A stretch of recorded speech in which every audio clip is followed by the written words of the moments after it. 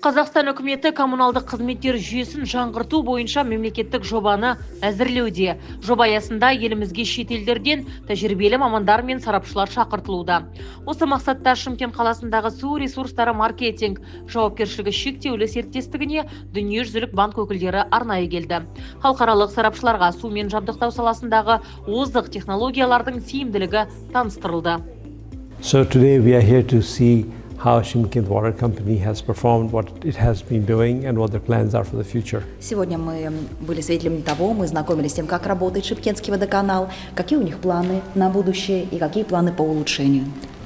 So I think based on what they are saying here, Я думаю, на основании того, что было we сказано will здесь, reflect this in the report, мы, конечно же, отразим все это в отчете, which again would be discussed with the government before it's finalized. который, в свою очередь, также будет обсужден с правительством до его финализации, до окончательной подготовки.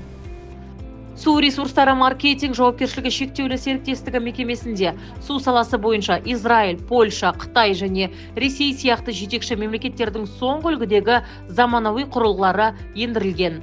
Бұл судың сапасын арттыруға және экономикалық шығындарды азайтуға ықпал етеді. Мекеме толық цифрландырылған жүйемен жұмыс жасайды. Дүниежүзілік банк өкілдері сумен жабдықтау жұмыстарын зерделеп, озық технологияларды көзбен көрді. Бізге дүниежүзілік банктың эксперт сарапшы мамандары келіп, біздің су ресурстары маркетинг жауапкершілігі шектеулі серіктестігінің сумен жабдықтау кәріз шаруашылығы жөніндегі атқарылған істермен танысты. Біздің орталық диспетчерлік торапта болды. Мынау жаңа технология, жаңа техникалармен танысты.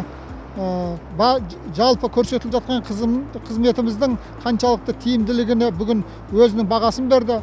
Мына қалалық шайынды суларды тазарту орталығында болып, соның қызметімен толық жан-жақты танысты. Халықаралық қаржы ұйымынан келген сарапшылар сумен жабдықтаудың озық жүйесі мен тиімділігіне жоғары баға берді. Үкімет мақұлдаса Шымкенттегі сумен жабдықтау жобасы еліміздің өзге де өңірлеріне үлгі ретінде енгізілуі мүмкін.